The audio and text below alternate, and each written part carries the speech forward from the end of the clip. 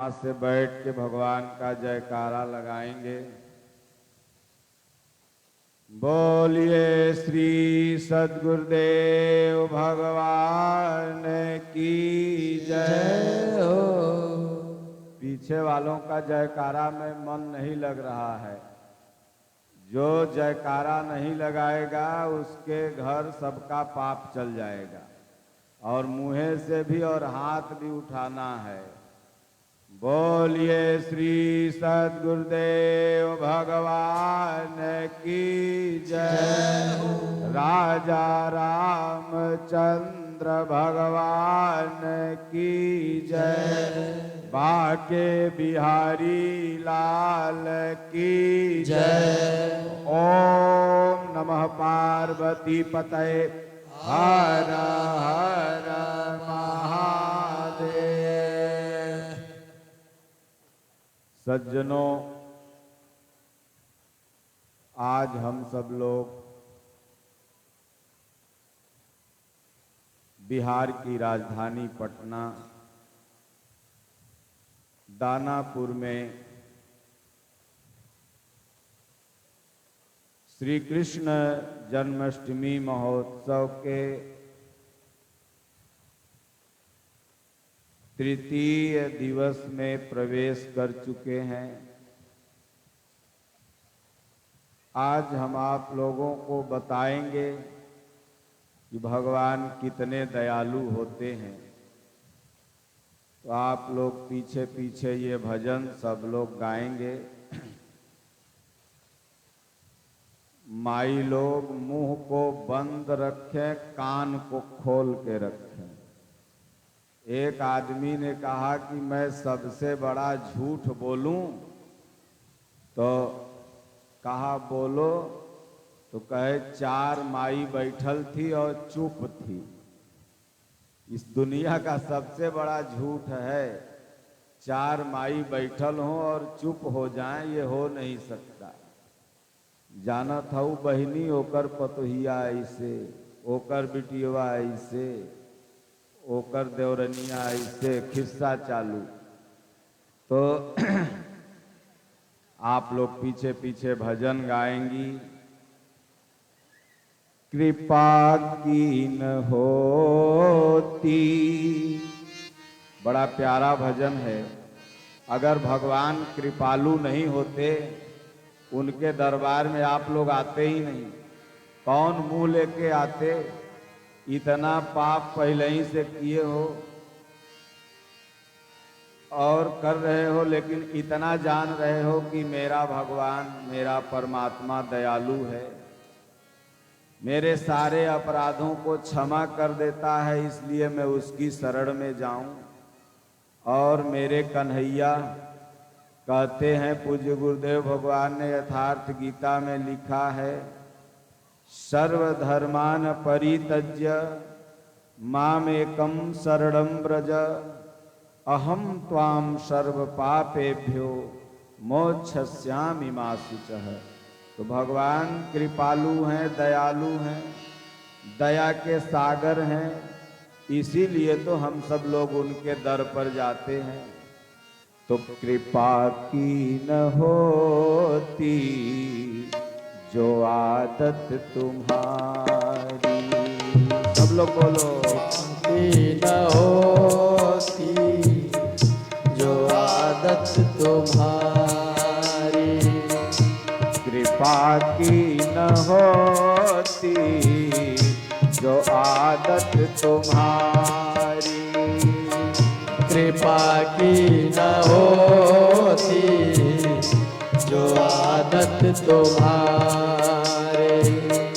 तो सोनी ही रहती, तो सोनी ही रहती अदालत तुम्हारी। तो सोनी रहती अदालत तुम्हारी। कृपा की न होती जो आदत तुम्हारी। कृपा की न होती जो आदत तुम्हारी। जो दीनों के दिल में जगह तुम न पाते, जो दीनों के दिल में है जगह तुम न पाते, जो दीनों के दिल में, जो भक्तों के दिल में जगह तुम न पाते। तो इस दिल में होती इबादत तुम्हारी, तो इस दिल में रहती इबादत तुम्हारी, कृपा की न होती जो आदत तुम्हारी, कृपा की न होती जो आदत तुम्हारी। न हम होते मुल्जिम, न हम होते मुल्जिम, न तुम होते हाकिम, न हम होते मुल्जिम, न तुम होते हाकिम, न हम होते मुल्जिम, न तुम होते हाकिम, न हम होते मुल्जिम, न तुम होते हाकिम, न घर घर में होती इबादत तुम्हारी, न घर घर में होती इबादत तुम्हारी, कृपा की न होती जो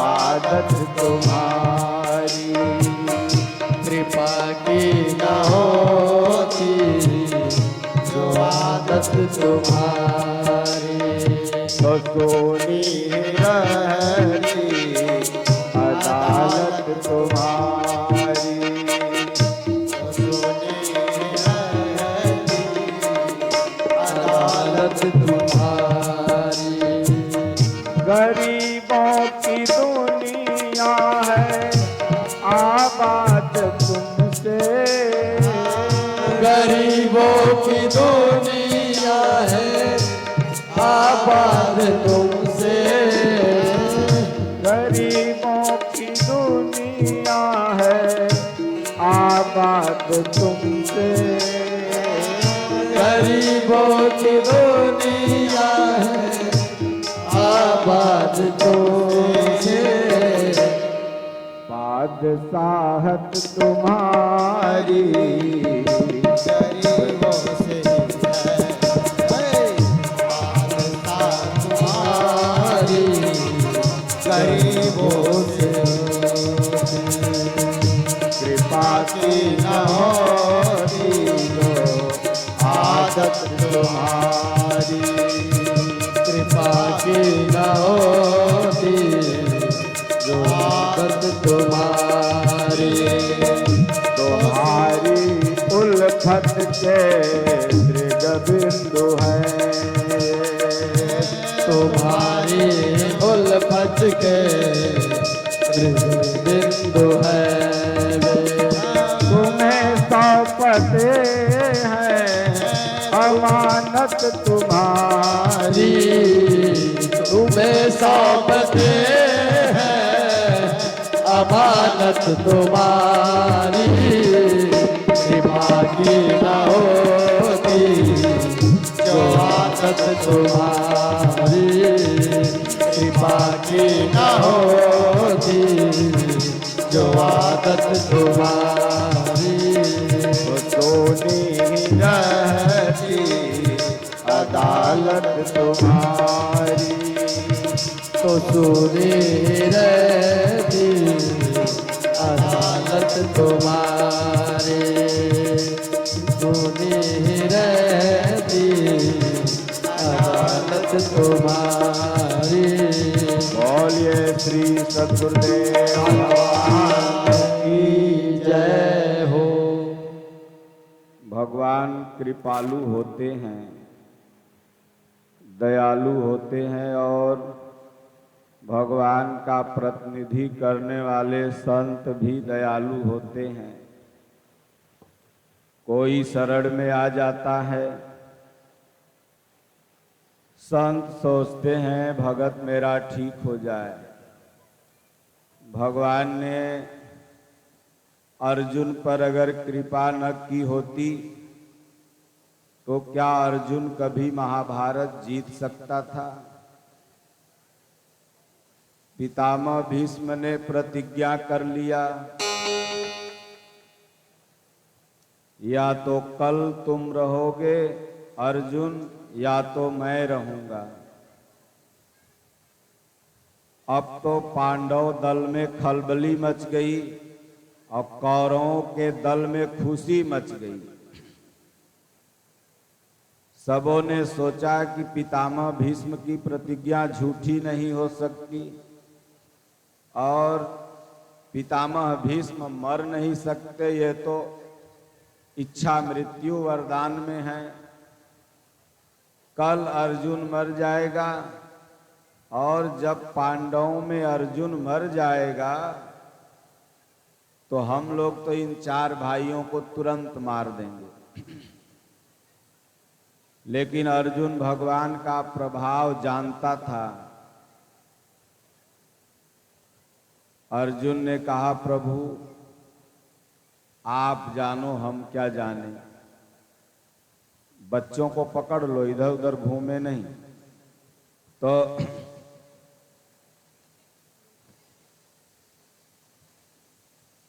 निश्चिंत युद्ध का समापन का शंखनाद हो गया। सब सेनाएं अपने अपने शिविर में चली गई। अर्जुन भी जाके अपने शिविर में निश्चिंत सो गया। भगवान कृष्ण को बेचैनी हो गई। भगवान कृष्ण तो अंतर्यामी थे, वो जानते थे कि अम्बा नाम की कन्या है जिसे भीष्म ने हरण कर लिया था और वो तपस्या कर वरदान मांगी है और इस जन्म में शिखंडी बन के आई है। और पितामह भीष्म नारी पर कभी अस्त्र नहीं चढ़ा सकते थे। तो भगवान ने सब जुगाड़ फिट करके और उसके बाद सोचे चलें अर्जुन को सांत्वना दे दें। अगर आपको कॉल आ जाए कि आपका हम मर्डर कर देंगे तो दानापुर थाना का चक्कर लगाते लगाते हफनी भरने लगेगा। देखिए सर, इस कॉल से मर्डर की धमकी मिली है। तो धमकी ही तो अर्जुन को मिली थी ना पितामह भीष्म के द्वारा। लेकिन अर्जुन निश्चिंत था भगवान की कृपा पर। उसने देखा जब प्रभु हैं, जाके रथ पर केशव ताकर कौन अंधेशव। मुंह है जो दरबती हो तो तुम्हें ज्यादा हीरो है क्या यहाँ भक्त उधर। तो यहाँ कोई मत खड़ा रहो, बैठ जाओ। उधर से लोगों को दिखने में दिक्कत हो रहा है, चलो उधर, इधर जो सब मिला इधर आओ। तो इसलिए भगवान निश्चिंत हो गए। तब गए कि अर्जुन को सांत्वना दे दें, घबराओ मत, उपाय हो गया है। तो पहुंचे तो अर्जुन खर्राटा ले रहा है, सो रहा है। भगवान ने जगाया, बोले अर्जुन उठो, तुम निश्चिंत सो रहे हो, पितामह भीष्म की प्रतिज्ञा तुमने नहीं सुनी। बोला सुनी तो थी भगवान। बोले तब तुमको नींद कैसे आ गई? तुम्हें अपने प्राणों की चिंता नहीं है? बचाव का उपाय नहीं कर रहे हो? बोला भगवान, जिसे हमारे प्राणों की चिंता है वो तो खुद ही रात भर जग रहा है, वो हैं आप सब जुगाड़ फिट करके अपने आ गए, तब फिर मैं अपने प्राणों की चिंता क्यों करूं? आप मेरे रथ पर हैं तो मेरा अंदेशा नहीं हो सकता। जाके रथ पर केशव, ताकर कौन देशव। इसलिए अर्जुन जानता था कि भगवान की कृपा है मेरे साथ। तो कृपा की न होती जो आदत तुम्हारी, अगर संत दयालु न हो, भगवान दयालु न हो, तो उनके पास जाएगा कौन? हमारे दादा गुरु महाराज एक पंडित जी थे, चित्रकूट में पूड़ी छान रहे थे और हाथ में फोड़ा पड़ गया था। तो दादा गुरु महाराज कहें, रे भीड़ बैठी है और पूड़ी घट रही है, पता लगाओ क्या बात है। तो चेला लोग गए, पता लगाए, बोले महाराज जो आपका हलवाई पंडित जी हैं वो पूड़ी धीरे धीरे छान रहे हैं, उनके हाथ में फोड़ा हो गया है। बोले बुला पंडित वा के इधर। बुलाए, ऐसे ऐसे हाथ 2-3 मिनट सहरा दिए, फिर उधर गया, पूड़ी छानने लगा तो फोड़ा फूट गया तो दर्द गया कम, तो जल्दी जल्दी पूड़ी लगे छानने। तो भीड़ खाली, सब भंडारा बीत गया, गुरु पूर्णिमा का समय था, सब लोग चले गए। तो 3 फोड़ा दादा गुरु महाराज के हाथ में हो गया, वैसन ही वैसन वही हाथ में। तो दादा गुरु महाराज ने भगवान से पूछा, प्रभु मेरे सारे संस्कार खत्म हो गए हैं, अब कोई संस्कार शेष नहीं, कोई पाप शेष नहीं, तो हमको ही फोड़ा क्यों हो गए? बोले वो पंडितवा के छू के उतार दिया, इसलिए उसको 3 महीना भोगना था। तो परमहंस जी तुम 3 दिन नहीं भोगोगे? तो भगत लोग दवाई लेके आए, तो दादा गुरु महाराज कहें दवाई फेंक दो, 3 दिन में ही फोड़ा अपने खत्म हो जाएगी। तो कृपा महात्मा कर ही देते हैं। भले हमारे आश्रम के बड़े संत, हमारे पूज्य गुरु तुल्य स्वामी विमुक्तानंद जी मुखिया महाराज जी थे, बिहार के भागलपुर के ही थे, और संत बन गए बचपन से।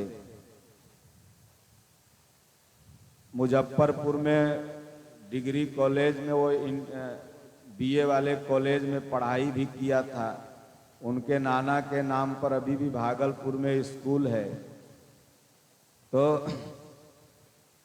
यही एक पटना का भगत था, वो करे मेहरारू को होल था कैंसर, और ये अस्पताल जो महावीर सेवा संस्थान वाला है उसने रिपोर्ट में दे दिया था 3रा स्तर का है। तो हम लोग वहीं पर थे, वो लगा रोने, महाराज कहें जो फिर से जांच कराओ, कुछ नहीं है इसको, जो एक लाठी मार दिए। तो जांच जब बम्बई भेजा तो वहां से निगेटिव आया, लेकिन 4 साल बाद बाबे को कैंसर पकड़ लिया और महाराजे अपने मर गए। कैंसर से मरना था उसको, डांट दिए, भगा दिए। तो स्वामी जी बड़ा बिगड़े छत्तीसगढ़ में, उन भक्तों के तुम हमारे बाबा को मार दिया तुम लोगों ने। तो इसलिए कृपा की न होती जो आदत तुम्हारी, तो सोनी ही रहती अदालत तुम्हारी। फिर भगवान की अदालत में आप लोग क्यों आते? ये 4 घंटा समय बर्बाद क्यों करते? कृपा ही के तो चलते। ये देखिए पिंक सिटी के डायरेक्टर आए हैं, ये बलिया से चल के आए हैं, ये बाबा आए हैं राजस्थान से, मारुति सुजुकी के पूरे बिहार के हेड आए हैं शुक्ला जी। क्यों 4 घंटा बर्बाद करने आए? कृपा ही तो मांगने आए भगवान से कि चल रहे हैं, बाल बच्चा ठीक रहे, शरीर ठीक रहे, प्रभु जौन मुर्गा अंडा खैले हो वो पाप नाश कर दो। तो खाते क्यों हो, ये नहीं हमको समझ में आता है। तो कहते हैं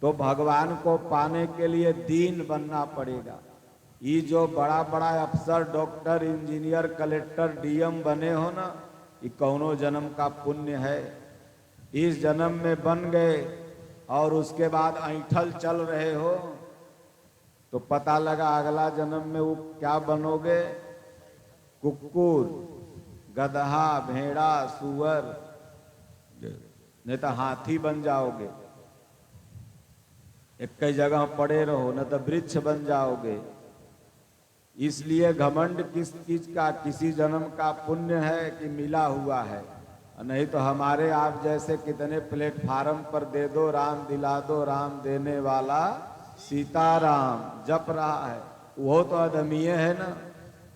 और तुम्हारे पास है एक कौनो जन्म की कमाई है जो इस जन्म में मिल गई है। हमारे अनसुईया महाराज जी गाया करते थे अपने भजन में, स्वामी जी से बड़े गुरु भाई थे। वो कहते थे कि पूरब की कमाई पश्चिम में गवाई, आगरा की खोज खबर नहीं आई। आई तो दिल्ली के दलालों ने सौदा बिगाड़ दिया, संघ के संघाती कहें लाहौर लाहौर। नाभा पटियाला में एक अजब चीज पाई, और सहारनपुर का सहारा लेके गाड़ी हरिद्वार चली आई। पूरब की कमाई पश्चिम में गवाई, जो अगला जन्म में कैले हो ना, चाहे हम हो चाहे तुम। देखो हम बैठल हैं, भगवान इतना लड्डू भेज दिए, इतना इतना केला, इतना सेब, कि कोनो जन्म के कमाई है। यो जन्म में अपन राम राम जप रहे हैं तो भेज रहे हैं। तो इसलिए पूरब की कमाई पश्चिम में गंवाई। और अगर यह लड्डुए पेड़ा खाए में रह जाएंगे, राम राम नहीं जपेंगे ना, तो आगरा की खोज खबर नहीं आई तो हमहू नरक में सरक जाएंगे। आगे की खोज खबर करो कि भैया ये जन्म में तो ठीक है, अगला जन्म का मिल रहा है, लेकिन यह जन्म में कुछ ऐसा कर लें, कोई भगवान के भगत पथ पर चलने वाले को 2 रोटी खिला दें, कहीं कोई भगवान की कथा हो उसमें तन मन धन जिसका जैसा सहयोग हो कर दें। क्योंकि जब छोड़ के जाओगे तो दोबारा देखने नहीं आओगे। इसलिए बहुरी न देखी हूँ आ, यहाँ की इज्जत, यहाँ की प्रतिष्ठा, और घरे में छिपकली बल के टंगल रहोगे। वो जो तुम्हारे घरों में छिपकलियां हैं वो तुम्हार सास हैं, वो छिपकली नहीं है। वो गोदरेजवे के पास ससुईया देख रही है चिपक करके कि देखो पतोहिया सब गहना खोल रही है, वो ससुईया है। तू सोच रही हो छिपकली है। और जो कुक्कुर है दुआरी पर बैठल वो तुम्हार बाबू है। कुत्ता जो बैठल है वो दूसरे के दुआरी पर काहे नहीं बैठता है जाके, वो कुक्कुर बन के झाँव झाँव झाँव, दूसर कोई खाना देगा तो नहीं आएगा, वो खा पी करके तुम्हारे दुआरी पे चल आएगा। क्योंकि उसकी आदत थी ना कि दूसरे के यहाँ खा के अपना बचाना, तो वह आदत यहो जन्म में धैले है। कितने आदमी की आदत है कि वो सुबेरे उठ जाएंगे तो यहाँ से भर सगुना मोड़ घूम करके चाय दूसरे के पिएंगे। वो अपन पैसा के नहीं पीने वाले हैं। 2-4 को कहीं जमीन उमीन वाले मिल जाएंगे, वहीं चले जाएंगे, बता देंगे कि आरपीएस पर एक बढ़िया जमीन है, झूठाऊ के फ्रंट इतना इतना है, तो कम से कम दललवा चाय तो पियाई। फोन कह दे ऊपर के चाय बनाओ, आरपीएस में जमीन वाला एगो आया है। तो इसलिए वो दूसरा कोई नहीं है। इसलिए भगवान के भजन करो, पद प्रतिष्ठा सबकी लाइफ है। हमने देखा है डीजीपी रहते हुए लोगों के पास 8-8 गाड़ी और 8-8 ड्राइवर रहते हैं, डीजीपी वगैरह डीआईजी वगैरह को। और जब रिटायर हो जाते हैं तो अभी एगो बिहार के डीजीपी के पास हम अपना ड्राइवर भेजे हैं अनिसवा को, वो 8 ड्राइवर किधर गायब हो गए पता ही नहीं चला, रिटायर हुए सब खत्म। तो इसलिए कहते हैं कि जो दीनों के दिल में जगह तुम न पाते, तो किस दिल में होती हिफाजत तुम्हारी। इसलिए प्रभु आपको जो दीन है, भगत है, बड़ी हिफाजत से रखता है, बड़ी श्रद्धा से। हिफाजत का मतलब भगवान की भक्ति करते समय काम, क्रोध, लोभ, मोह, विकार न आने पाए, कोई दूसरा संकल्प न जाने पाए, यही हिफाजत करना है। सांस गई तो राम, आई तो राम, और हृदय में गुरु महाराज का, भगवान का चरण देखते रहो, यही हिफाजत करना हुआ। तो कृपा की न होती जो आदत तुम्हारी, तो सुनी ही रहती अदालत तुम्हारी। न हम होते मुलजिम, न तुम होते हाकिम। देखिए, पुलिस की जरूरत कब है? जब चोर है। तो उसी तरह से हम सब लोग मुलजिम हैं, कोई न कोई अपराध हम सभी से हुआ है, तभी हम इस योनि में आए हैं, इसलिए मुलजिम हैं। नहीं तो अपराध नहीं होगा तो आदमी जीवन मुक्त हो जाएगा, जन्म मरण से मुक्त हो जाएगा। हमारे दादा गुरु महाराज 6वें जन्म में पार लग गया था, 2 संकल्प बाकी थे, इसलिए एक 7वां जन्म भी लेना पड़ा। तो इसलिए ना होते मुलजिम, अगर प्रभु मुलजिम न होते तो हाकिम जो है अरबी उर्दू शब्द है, तो ये जज की क्या जरूरत होती। या हाकिम माने लोग ये भी बोलते हैं, जो वैद्य डॉक्टर होते हैं उनको भी हाकिम बोलते हैं। तो सबसे बड़ा हाकिम कौन है? तो कहें सदगुरु वैद्य बचन विश्वासा, असंयम यह न विषय करी आशा। तो इसलिए भगवान आप हाकिम नहीं होते अगर हम रोगी नहीं होते तो और ना घर घर में होती इबादत तुम्हारी, इसलिए आपकी घर घर में पूजा भी नहीं होती। न लड्डू गोपाल होते, न कृष्ण भगवान होते, न दुर्गा माई होती, न गुरु महाराज होते। क्यों रखते? भय बस ही तो कहा गया कि बोले राम सकोप बस भय बिन होई न प्रिय। तो इसलिए प्रभु आपकी इबादत माने पूजा, इबादत माने प्रार्थना, इबादत माने भगवान के प्रति अपनी श्रद्धा को निवेदित करना। ये नहीं होता अगर आपकी केवल एक आदत खत्म हो जाए कृपा करने की। देखिए, भगवान एक आंख के आंधर होते हैं। हमारे आश्रम के एक बड़े संत थे, श्री राम महाराज जी उर्फ मड़ैया बाबा। वो विचरण काल में चले गए गंगा के किनारे, तो एक आंधर पुजारी था, उसी के मंदिर में रुक गए।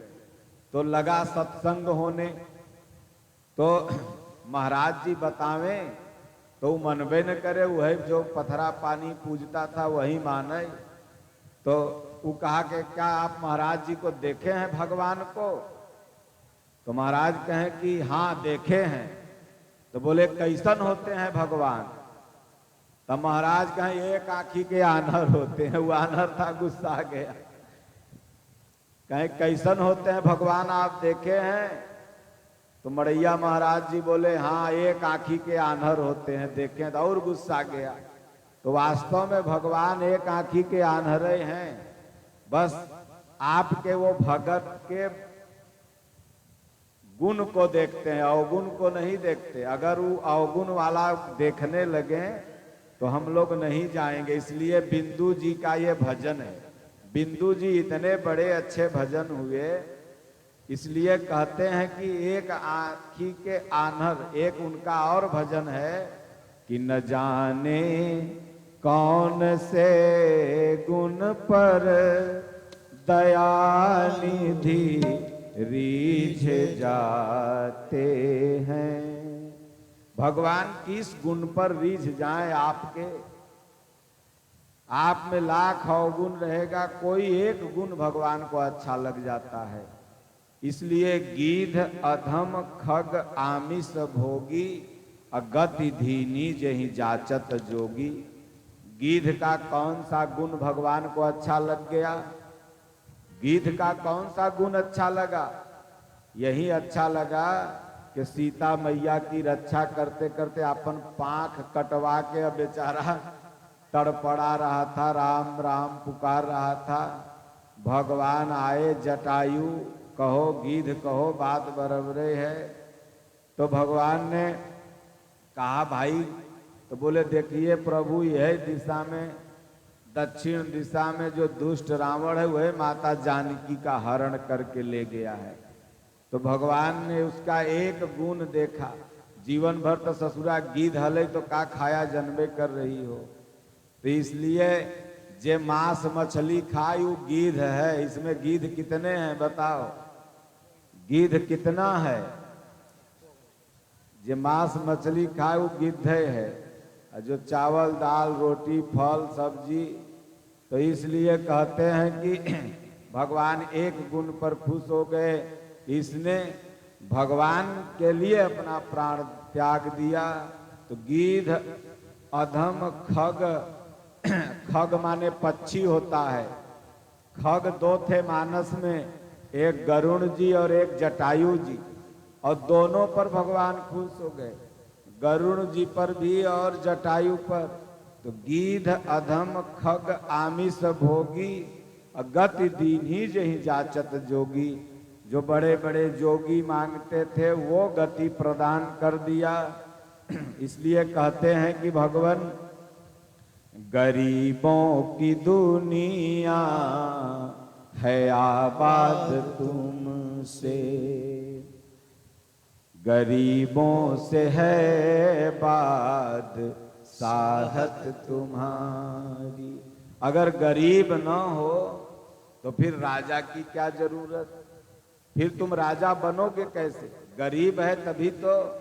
देखिए हर देश अपने अपने देश में गरीबी जान करके रखता है, नहीं तो जितना में ये मेट्रो रेल बन रही है बिहार सरकार में, सगुना मोड़ से लेके फतुहा तक, इतने पैसा में पूरे बिहार के लोगों के पास 50-50 लाख रुपया हो जाएगा।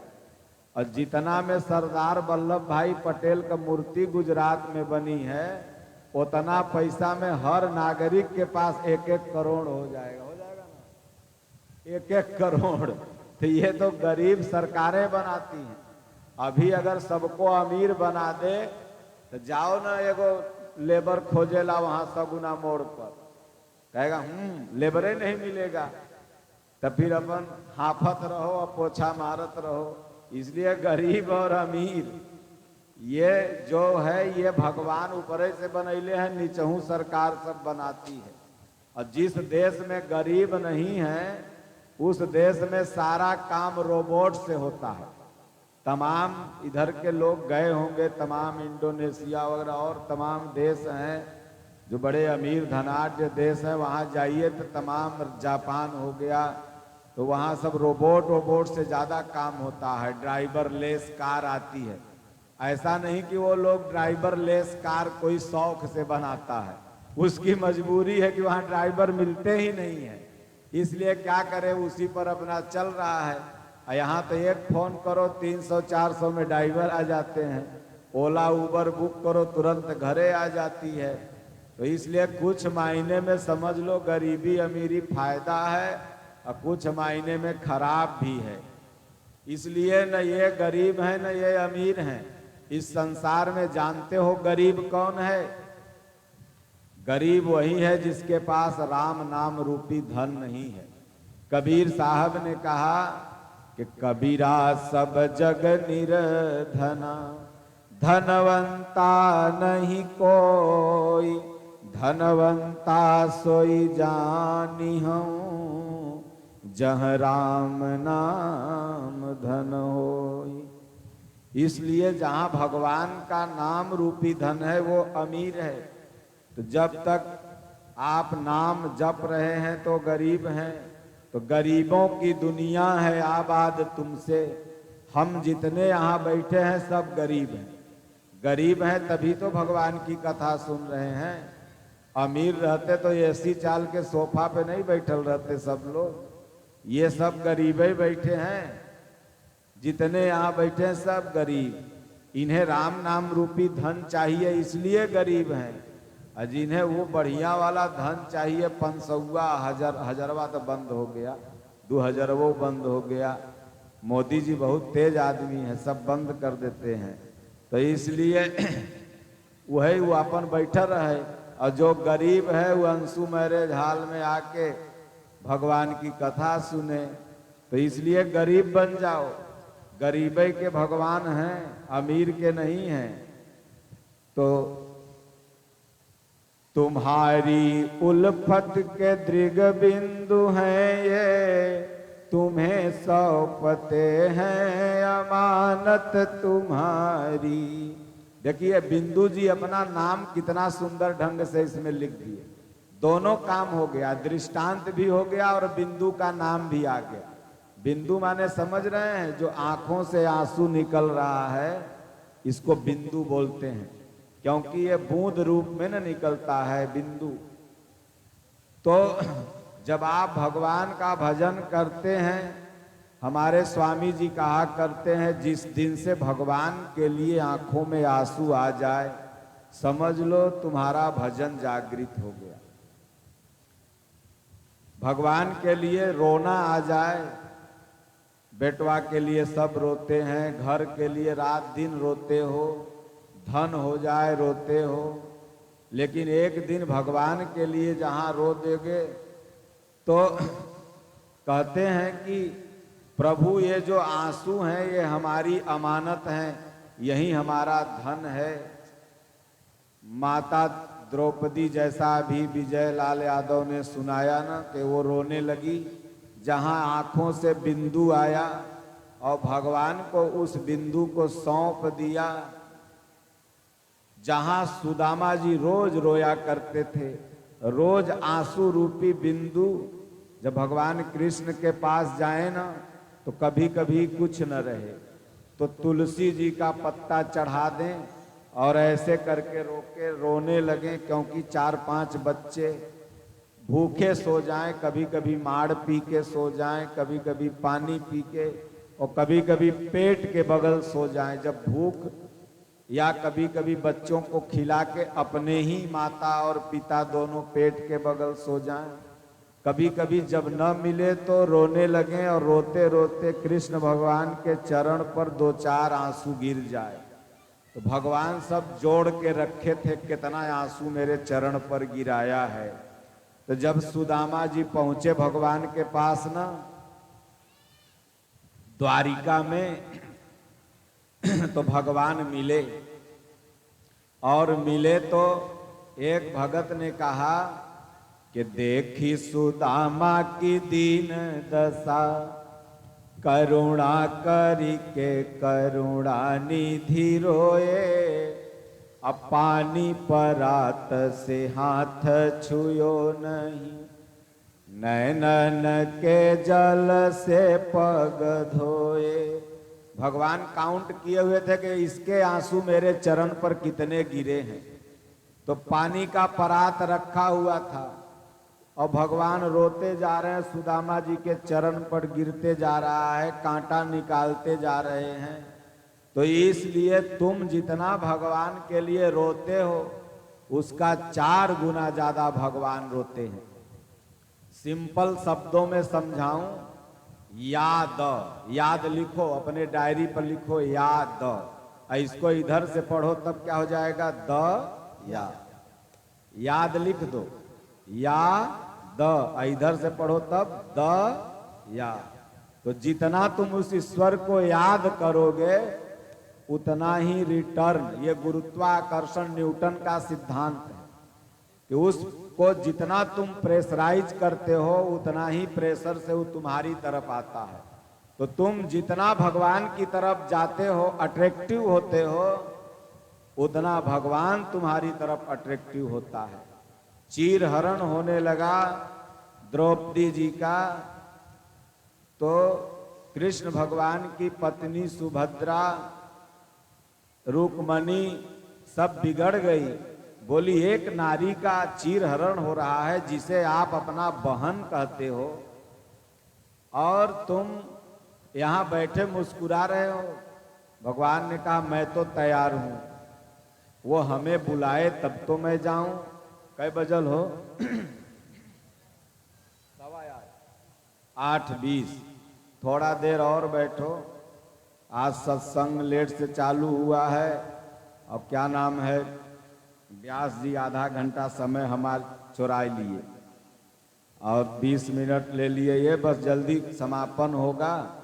और हमको तो लगता है कि 20% भीड़ 4 बजे के बाद आई और 80% वाले तो मेरे आने के बाद आते हैं। तो आप लोग थके नहीं हैं। इसलिए कहते हैं कि भगवान के लिए तुम जितना रोते हो, इसलिए सब भगवान के सौंप दो कि प्रभु आप जानो, तुम्हें सौंपते हैं अमानत तुम्हारी। कृपा की न होती जो आदत तुम्हारी। भगवान अगर कृपा की आपकी आदत न होती तो शायद एकाठ कोनो कलाकारो न तो का लवंडा सब हो। कहाँ है? एक मिला पतरका के गावे दो एक ठे भजन, तब तनी हम सुनाई। कब्बे के सोचता मने मने, इधरे के लड़का है ही लागता, उधर जो वहाँ एक ठे सुनाई दे कोनो कृष्ण भगवान के बढ़िया। लवंडा सधुक्कड़ी भाषा है, ये अच्छा लड़का है।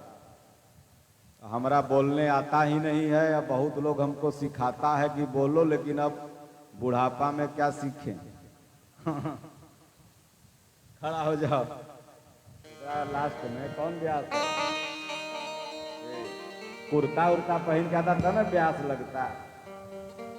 कुल जादव जी ब्यास ही बन गया धरती पर। जितना सबसे बड़ा जादव ही ब्यास है। कृष्ण भगवान सबसे बड़ा ब्यास थे ना। हेलो, आई हम आप सबके भाई बेटा आदित्य सम्राट, आप सबके इस दरबार से, हमने के स्वामी श्रद्धा बाबा के दरबार से, कृष्ण जी के दरबार से सबके गोड़ छू के गोड़ लगाता नहीं। एक बार ताली बजा के अपना बेटा के आशीर्वाद दे दिया आप सब। चलिए, बहुत बहुत धन्यवाद महाराज जी। हमके अपन कीमती समय एगो भजन गावे के देले। महाराज जी के प्रणाम बा। एगो राम जी के भजन सुनावता नहीं महाराज जी। किसी राम जाने के बैठे हैं मेरे सीने में।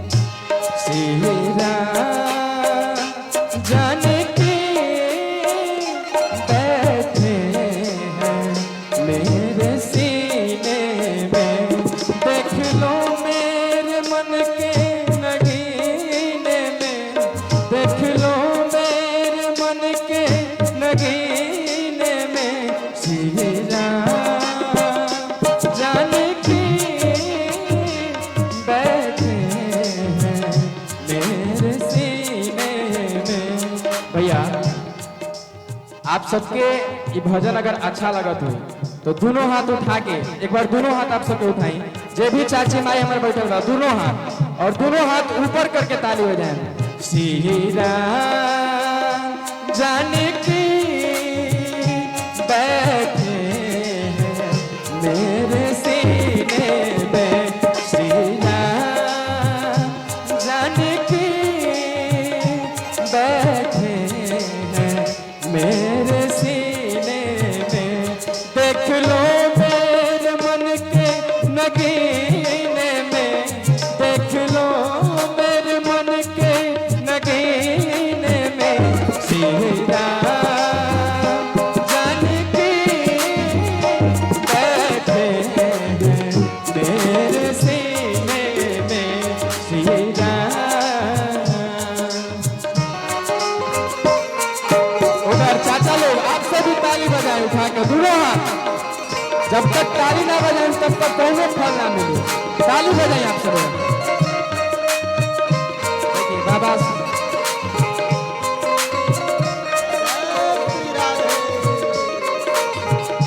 बाबा के आशीर्वाद मिला।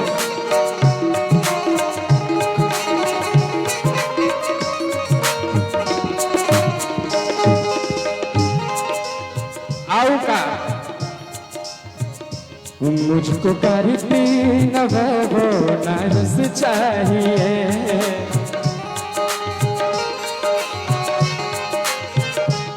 मुझको राम श्री राम का रस चाहिए।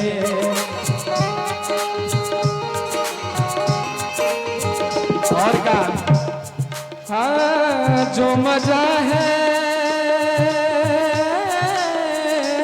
जो मजा है अमृत रस पीने में, जो मजा है अमृत रस पीने में। भैया एक बार हम चाहब कि चाची लोग रुआ लोग हमारे साथे कहो कि श्री राम जानकी बैठे हैं मेरे सीने में। ये लाइन के आप सब कहो कि श्री राम जानकी, कस के बोली खाना खा के आइल बानी आप सब, कस के बोली महाराज के कान तक पहुंचते नहीं थे तो फिर सोगना मोर कहां से सुनी महाराज जी। कस के बोली कि श्री राम बैठे हैं मेरे सीने में, श्री राम जानकी बैठे हैं मेरे सीने में। देख लो मेरे मन के नगीने में, देख लो मेरे मन के नगीने में, श्री राम जानकी बैठे हैं मेरे सीने में, श्री राम जानकी बैठे हैं मेरे सीने में, श्री राम जानकी बैठे हैं मेरे सीने में, श्री राम जानकी बैठे हैं मेरे सीने में, श्री राम जानकी बैठे हैं मेरे सीने में।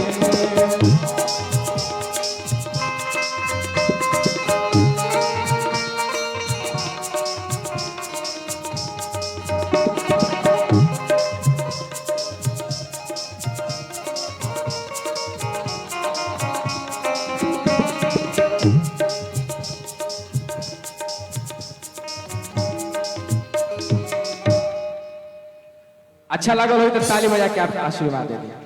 और महाराज जी के बहुत बहुत धन्यवाद कि हमके मौका देनी है भजन सुनावे के।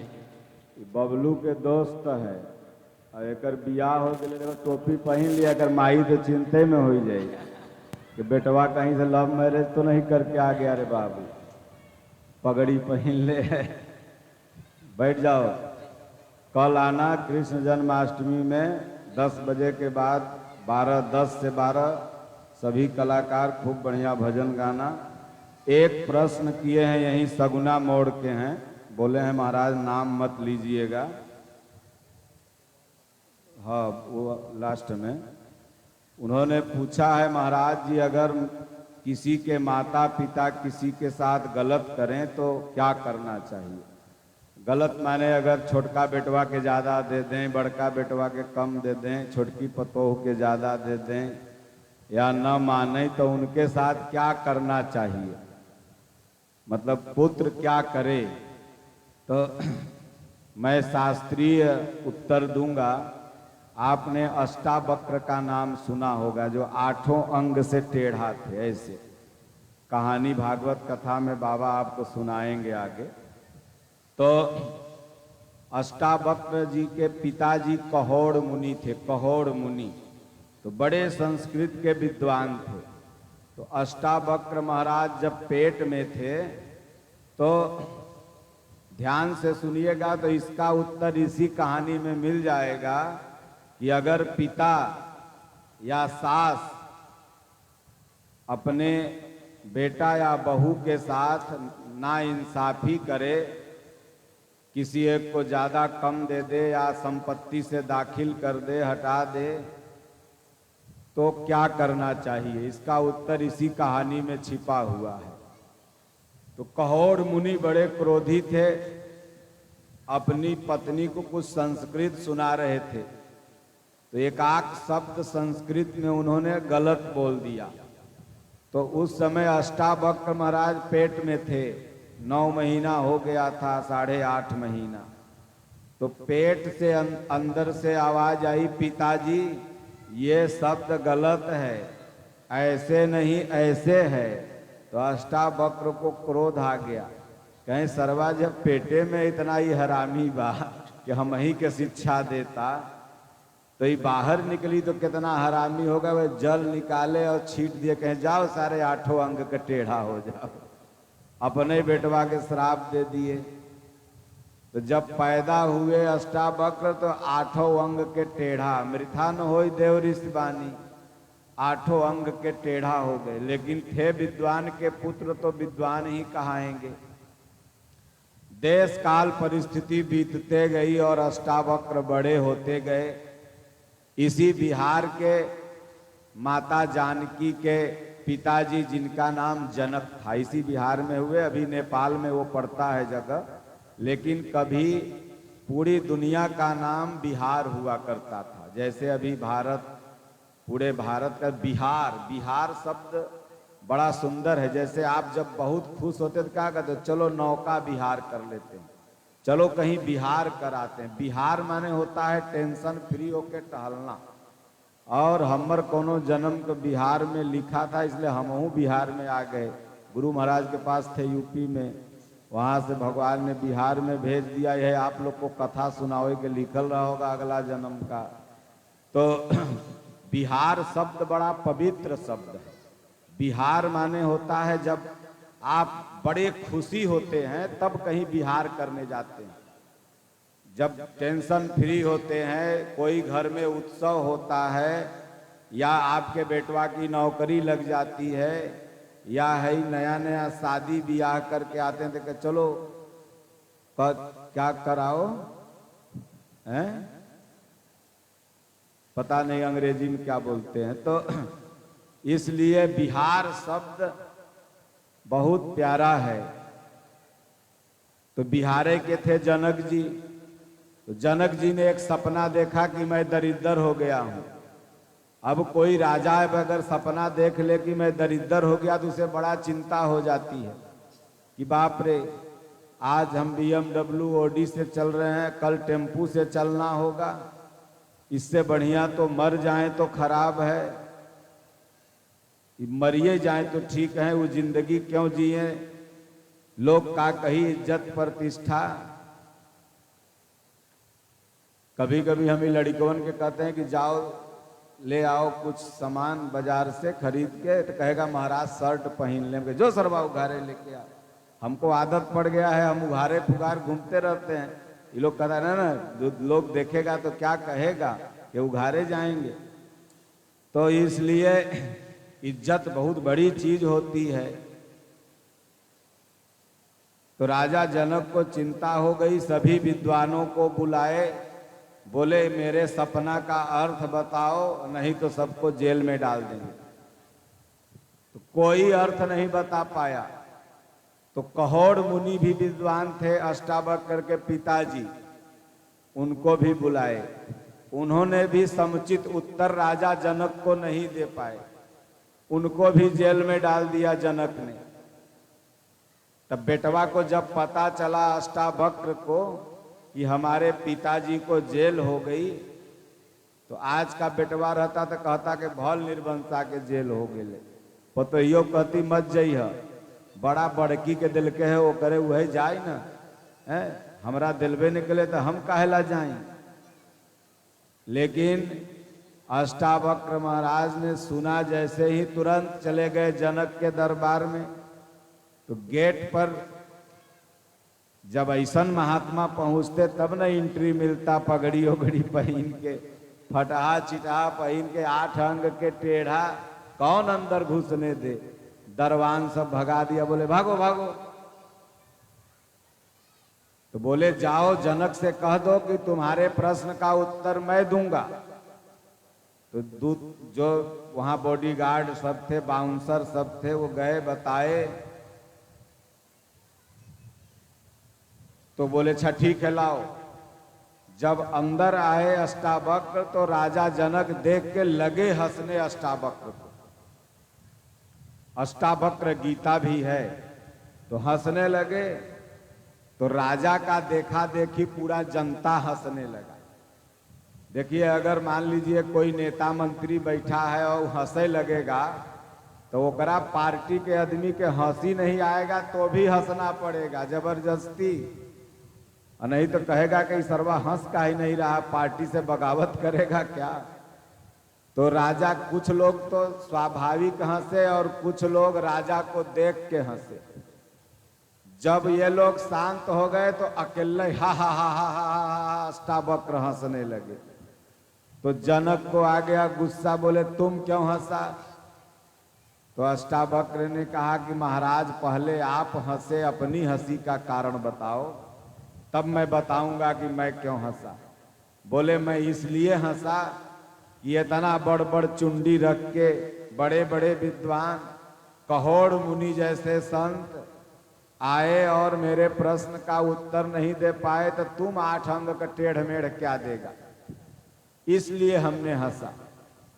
तो अष्टावक्र ने कहा महाराज हम इसलिए हंसे कि हम तो सोचते थे कि जनक की सभा जो है वो विदेह की सभा है, ज्ञानियों की सभा है, लेकिन हमने इसलिए हंसा कि आप तो चमड़ी की परख बढ़िया कर लेते हैं।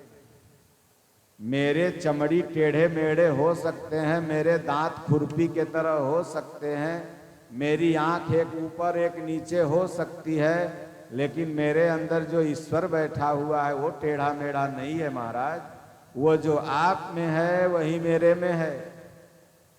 अग जगमय सब रहित विरागी, अप्रेम ते प्रभु प्रगटई जिमियागी। वो भगवान जो सबके हृदय में विराजमान है वो एक जैसा है। ये जो हम सब लोग की फोटो है ये हम लोगों की फोटो नहीं है, ये ओरिजिनल नहीं है, ये क्षणिक है। अच्छा सबके पास अपने अपने बचपन की तस्वीर होगी और वो तस्वीर को देखो, एक सेल्फी लेके अभी वाली देखो तो बचपन वाली कहाँ चली गई, चेहरा बदल गया। इसी चेहरा में हम मिल गए। तो हम लोगों का ये स्वरूप नहीं है अभी मैं ऐसा दिख रहा हूँ, थोड़ा थोड़ा बाल दाढ़ी पक रहा है, फिर पूरा पक जाएगा तो इनके जैसा या दुबंसी जैसा दिखने लगूंगा, पतरा सुगर। पहले हो मोटा रहे होंगे जो मुख पुजारी हैं यादव जी। तो ये चेहरे बदलते रहते हैं। 10 दिन अगर पतला पैखाना हो जाए तो फिर हड्डी दिखने लगेगी। इस चेहरे पर क्या गुमान करते हो। अष्टावक्र ने जब समझाया तो जनक ने सोचा बाप रे इतना बढ़िया तो अभी तक कौनो साधु नहीं समझाए थे, ये जरूर हमारे प्रश्न का उत्तर दे देंगे। तुरंत कहा कि महाराज आप विराजें, आपको मैं अपना आधा सिंहासन देता हूं, इस पर बैठ जाएं और मेरा प्रश्न जो है यह एक स्वप्न है। मैंने ये देखा कि मैं भीख मांग रहा हूं। तो अष्टावक्र ने कहा राजन मैं जब कुछ बताता हूं तो दक्षिणा लेता हूं, दक्षिणा आप दक्षिणा दो और तब मैं कुछ बताऊंगा। तब निकाले एक 500 बोले रख दिए, बोले ये दक्षिणा नहीं चाहिए, कुछ अपनी चीज दो। तो राजा ने कहा ये गद्दी मेरी है, आधा आप ले लो। 10,000 गाय सोने की सींग से मढ़ी हुई ले लो, आधा राज्य ले लो, प्रश्न का उत्तर बता दो। तो अष्टावक्र ने कहा कि ये तुम्हारी कोई अपनी चीज नहीं है, तुम कोई अपनी चीज हमें दान दो तब मैं बताऊंगा।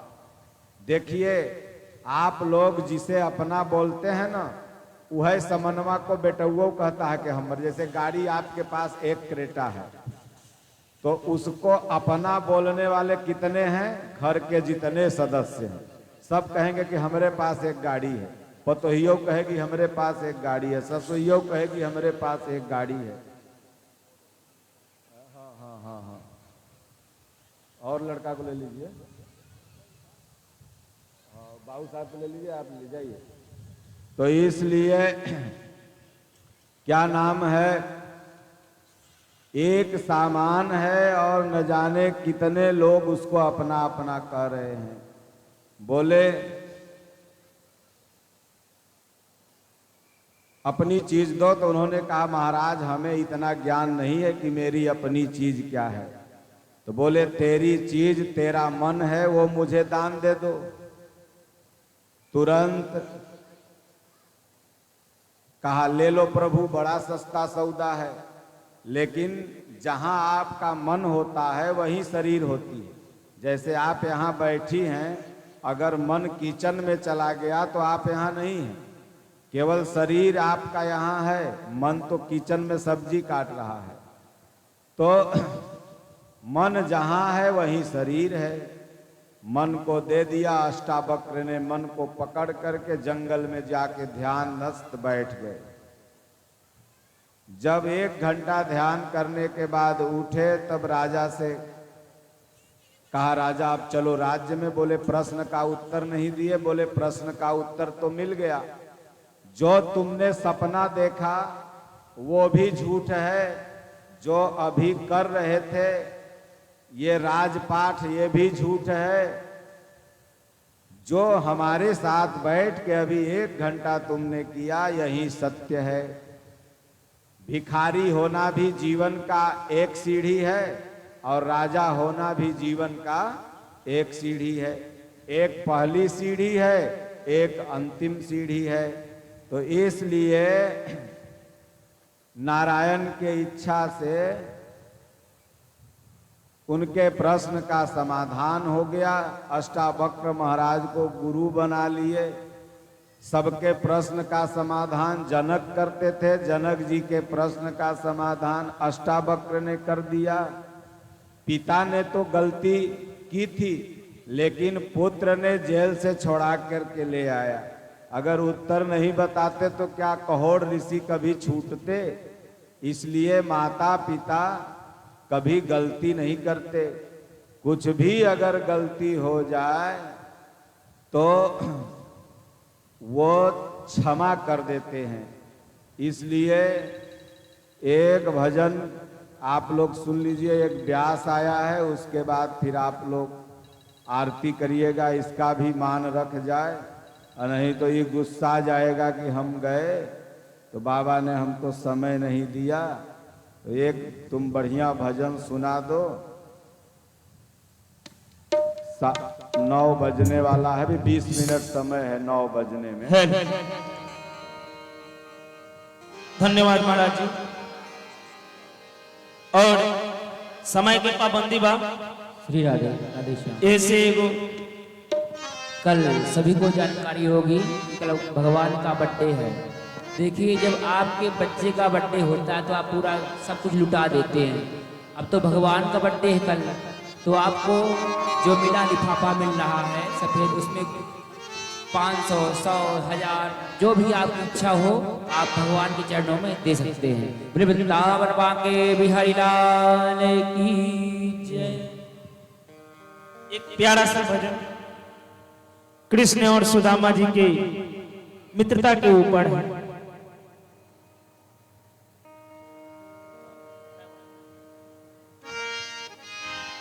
ये युवा लोग अगर भजन गाता है तो कितना बढ़िया है। छोटे छोटे बच्चे सब, तो ये लोगों को भजन गाना चाहिए। आज है कुल डीजे पर जो गाना गंदा गंदा बजाता है उसको मत गाना तुम लोग, समझा? व्यू लेने के चक्कर में गंदा गाना मत गाइए जी। हाँ, बढ़िया गाना, भक्ति गाना गाना है। देखो देखो ये गरीबी, ये गरीबी कहा कृष्ण के दर पे विश्वास लेके आया है, मेरा बचपन का यार है, मेरा श्याम, यही सोच कर मैं विश्वास लेके आया हूँ। बोले किशन कन्हैया लाल की, मीठी मीठी तालियों के साथ।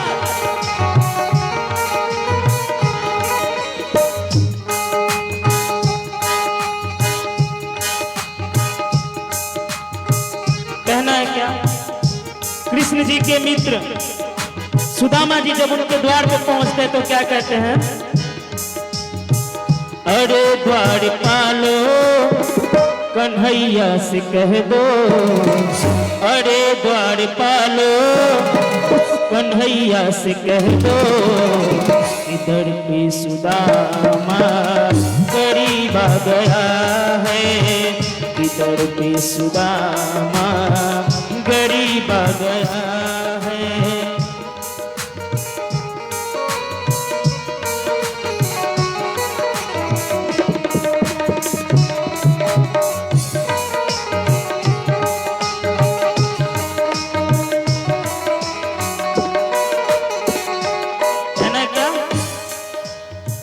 सुदामा जी अपना परिचय देते हुए कहते हैं,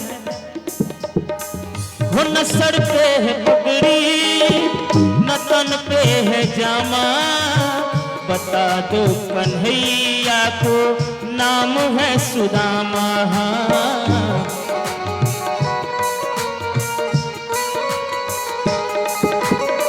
न सर पे है पगड़ी न तन पे है जामा, बता दो कन्हैया को नाम है सुदामा।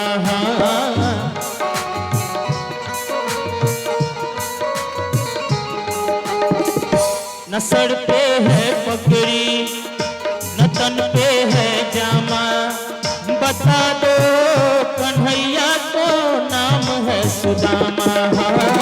न सर पे है पगड़ी न तन पे है जामा, बता दो कन्हैया को नाम है सुदामा। बता दो कन्हैया को नाम है सुदामा। भटकते भटकते भटकते भटकते तुम्हारे महल के बदर के सुदामा गरीब आ गया है, बदर के सुदामा गरीब आ गया है।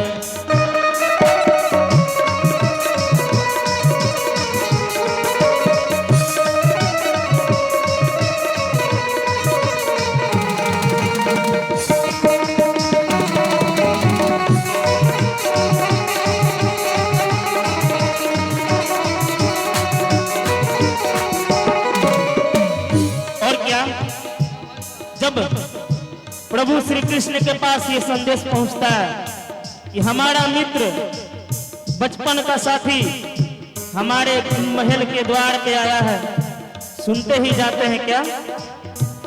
सुनते ही दौड़े चले आए मोहन, लगाया गले से सुदामा को मोहन। हरि बोल।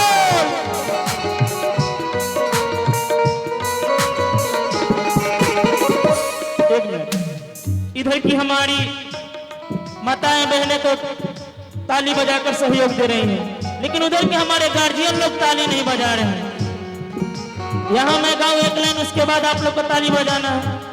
सुनते ही दौड़े चले आए मोहन, लगाया गले से सुदामा को मोहन।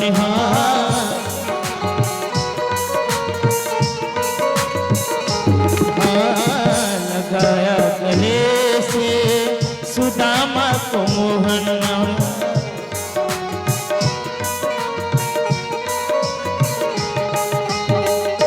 सुनते ही दौड़े चले आए मोहन लगाया गले से सुदामा को मोहन। हाँ सुनते ही दौड़े चले आए मोहन लगाया गले से सुदामा को मोहन। हाँ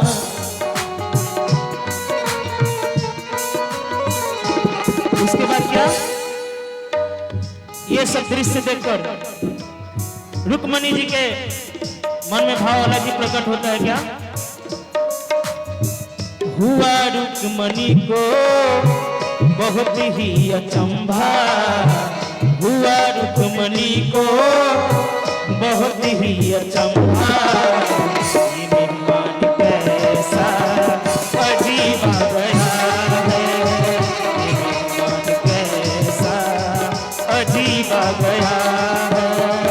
अरे द्वारपालो कन्हैया से कह दो, अरे द्वारपालो कन्हैया से कह दो, इधर भी सुधा हरि बोल मीठी मीठी तालियों के साथ, इधर भी सुदामा करीब आ गया है, इधर भी सुदामा करीब आ गया है, इधर भी सुदामा करीब आ गया है। अगर अच्छा लगा हो तो अपने बच्चे को आशीर्वाद दीजिए।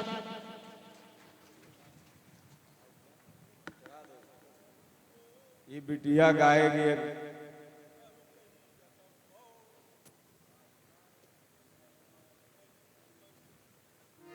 बिटिया बाबा दा बादल सुना।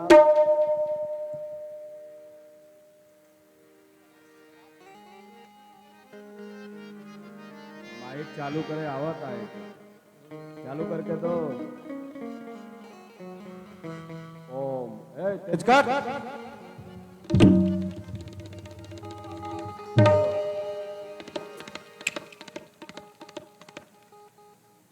बोलो बैटरी खत्म है कहाँ रे कर, बैटरी खत्म है लगता है।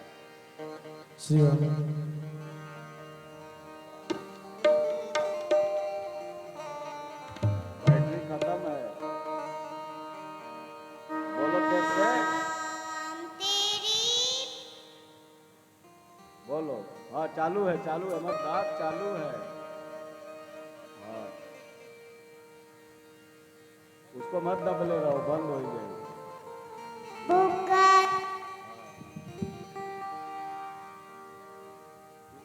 इसको ले बैठ लो बैठ लो बैठ लो।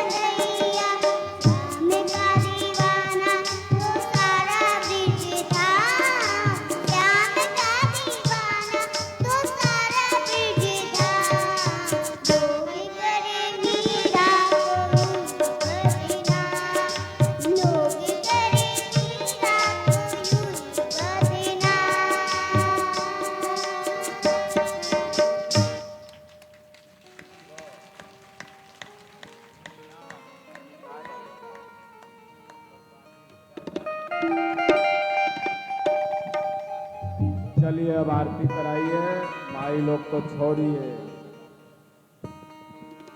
सब लोग जहाँ हैं वहाँ से खड़े हो जाएं।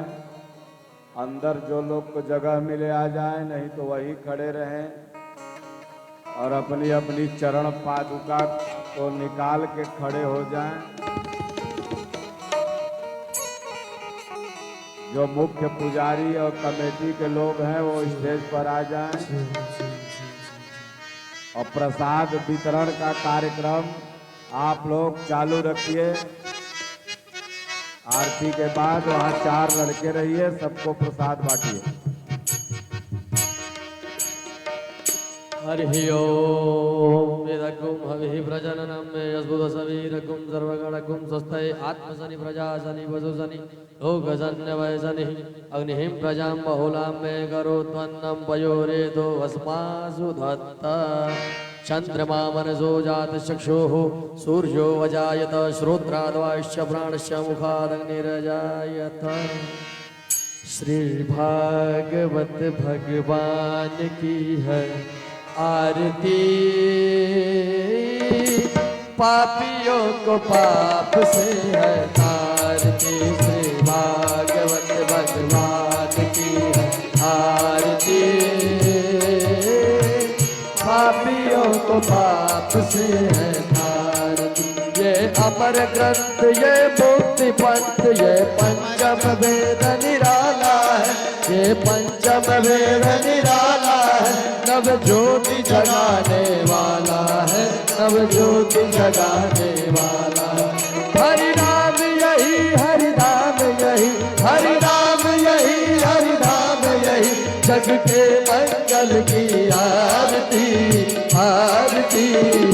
पापियों को पाप से है तारती। श्री भागवत भगवान की आरती, पापियों को पाप से है तारती।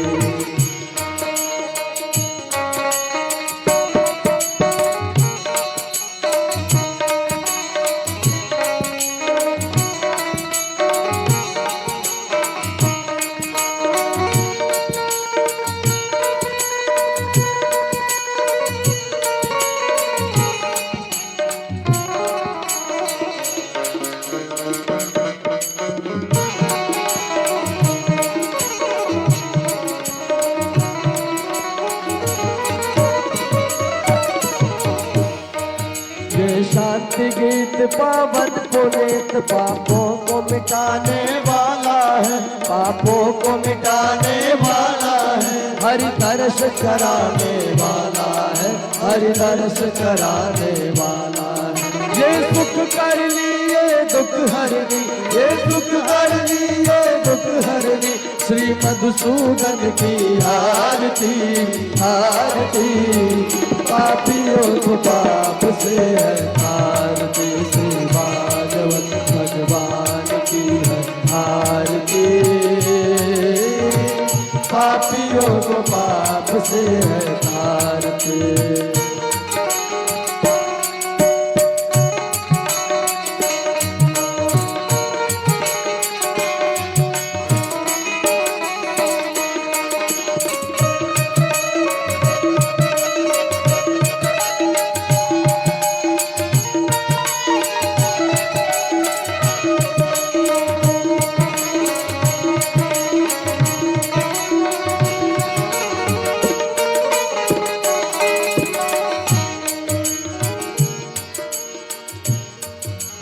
मधुर बोल जग पंथ खोल, सन्मार्ग बताने वाला है, सन्मार्ग बताने वाला है। बिगड़ी को बनाने वाला है, बिगड़ी को बनाने वाला है। श्री राम यही घनश्याम यही, श्री राम यही घनश्याम यही। प्रभु की महिमा की आरती, आरती। पापियों को पाप से है तारती। भागवत भगवान की है आरती, पापियों को पाप से है तारती। कर्पूर गौरम करुणावतारम, संसार सारम भुजगेन्द्रहारम, सदा वसंतम हृदय सर्वं भवानि सैकं भवानि त्वमेव माता च पिता त्वमेव त्वमेव बन्धो च पिता त्वमेव त्वमेव विद्या द्रविणं त्वमेव त्वमेव सर्वं मम देवदेव भागवत भगवान की आरती पापियों को पाप से है मारती पापियों को पाप से है मारती पापियों को पाप से है मारती। हरि ओम।